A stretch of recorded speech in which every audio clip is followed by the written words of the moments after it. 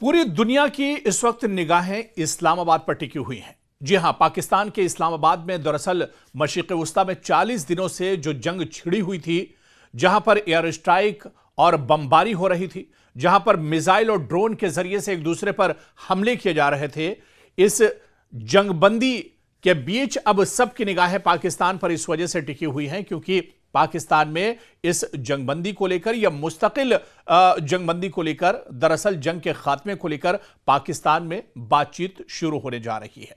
यहां पर दो तरफा यह बातचीत होगी, यानी इस बातचीत में ईरान और अमेरिका के जो वफ्द हैं वो शामिल होंगे, डेलीगेशन शामिल होंगे। ईरान का वफ्द पाकिस्तान पहुंच चुका है, अमेरिका का वफ्द भी पाकिस्तान पहुंच चुका है। कुछ देर में अमेरिका और पाकिस्तान के जो वफूद हैं, इनके दरमियान सीधी दो तरफा बातचीत होगी और इसी वजह से पूरी दुनिया की निगाहें दरअसल पाकिस्तान पर टिकी हुई हैं। क्या कुछ बात होती है, क्या यह बात नतीजे पर पहुंचती है? जो शराइत ईरान ने रखी है, क्या उसे अमेरिका मानेगा, या फिर जो बातें इस बातचीत से पहले, इस बैठक से पहले अमेरिकी सदर डोनाल्ड ट्रंप ने कही है, क्या उन शर्तों को एक तरह से ईरान राजी होगा, तैयार होगा, उसे मानेगा? बहुत सी चीजें दरअसल जुड़ी हुई हैं इस जंग को लेकर। और इस बीच जिस तरह से लबनान पर इजराइल हमले कर रहा है, वो भी कहीं ना कहीं इस बातचीत का एक तरह से हिस्सा होगा। तो इसी वजह से सबकी निगाहें दरअसल इस्लामाबाद पर टिकी हुई हैं कि जब बातचीत शुरू होगी, दोनों वफूद जब आमने सामने टेबल पर बैठेंगे, कौन कौन से मुद्दे होंगे, कौन सी शराइत होंगी, क्या कुछ मांगे होंगी, किस तरह से बातचीत शुरू होगी, कहां पर बातचीत खत्म होगी, क्या इस बातचीत का नतीजा निकलेगा, क्या कोई हल निकलता हुआ दिख रहा है, क्या मशरिक़ वस्ता में जो जंग छिड़ी थी वो जंग मुस्तकिल तौर पर थम जाएगी, या फिर जंगबंदी के बाद 2 हफ्तों के बाद जंग का सिलसिला दोबारा से शुरू हो जाएगा। इस तरह के बहुत से सवाल हैं जो सबके जहनों में दरअसल उठ रहे हैं। लेकिन अब गेंद एक तरह से जो बातचीत हो रही है वो ईरान और अमेरिका के पाले में है। कितनी मुस्बत ये बातचीत होती है, कितनी मजबूती के साथ एक दूसरा यानी ईरान और अमेरिका अपनी बात टेबल पर रखते हैं, एक दूसरे को किस तरह से भरोसे में ले पाते हैं। दरअसल सबसे बड़ी जो बातचीत का जो सबसे अहम पहलू वो यही है, भरोसा। और इसका जिक्र ईरान इससे पहले भी कर चुका है कि इजराइल और अमेरिका ने ईरान का भरोसा बार बार तोड़ा है। ऐसे में क्या उस भरोसे पर अमेरिका खरा उतरेगा? क्योंकि यहां पर ईरान ने अपनी कुछ शर्तें रखी हैं, क्या उन शर्तों को अमेरिका मानेगा?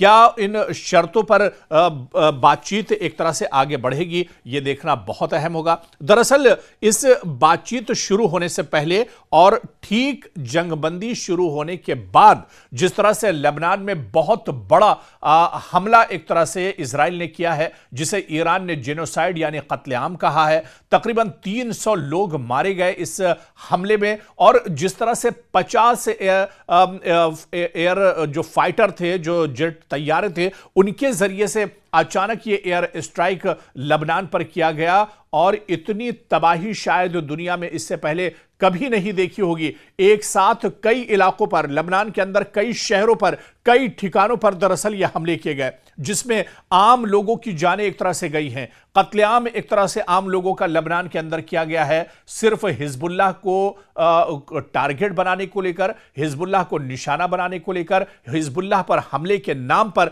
दरअसल ये इजराइल ने बड़ा हमला किया है, जिसमें बड़ी तादाद में आम शहरियों की जान गई है। और इसी हमले को लेकर दरअसल ईरान एक तरह से नाराज है। ईरान का यह मानना है कि जब जंगबंदी हो गई थी तो फिर इजराइल दरअसल यह हमले क्यों कर रहा है, इजराइल को यह हमले रोकने चाहिए। और इस बातचीत से ठीक पहले ईरान ने एक बार फिर साफ कर दिया है कि पहले इजराइल लबनान में हिजबुल्लाह पर हमले रोके, उसके बाद ही यह बातचीत शुरू होगी। हालांकि लबनान से अब इस तरह की खबरें आ रही हैं कि अब इजराइल कोई हमला करने नहीं जा रहा है, क्योंकि डोनाल्ड ट्रंप भी इजराइल के हमलों से एक तरह से नाराज नजर आ रहे हैं। डोनाल्ड ट्रंप ने भी यह हिदायत दी है कि जब तक यह बातचीत नहीं हो जाती है, बातचीत किसी नतीजे पर नहीं पहुंच जाती है, तब तक कोई हमला लबनान के ऊपर ना किया जाए। तो ऐसे में क्या मानकर चला जाए कि क्या अब एक तरह से मुतमईन होगा ईरान? जो डेलीगेशन या जो वफ्द आया है वो बातचीत एक तरह से आगे बढ़ाएगा। लेकिन दूसरी तरफ ईरान ने एक और बड़ी शर्त रखी है। उन्होंने कहा है कि जो एसेट दरअसल पहले से अमेरिका के पास ईरान का है, उस एसेट को दरअसल ईरान अमेरिका एक तरह से रिलीज करे, उसको एक तरह से खारिज करे, उसको वापस लाने की इजाजत दे। यह भी एक बहुत बड़ी शर्त एक तरह से ईरान की तरफ से रखी गई है। दरअसल जो शर्तें दोनों तरफ से रखी गई हैं बहुत अहम है। दरअसल अमेरिका और डोनाल्ड ट्रंप ये चाह रहे हैं कि अबनाए हुर्मुज को पूरे तौर से खोला जाए, अबनाए हुर्मुज पर किसी तरह का टोल टैक्स न लगाया जाए, अबनाए हुर्मुज पर किसी तरह के पैसे वसूले न जाए, यहां पर किसी तरह का कानून ईरान के हाथ में नहीं होना चाहिए, बल्कि पहले अबनाए हुर्मुज जिस तरह से पूरी दुनिया के लिए, हर मुल्क के लिए खुला हुआ था, ठीक उसी तरह से अबनाए हुर्मुज में आमदोरफ्त होनी चाहिए।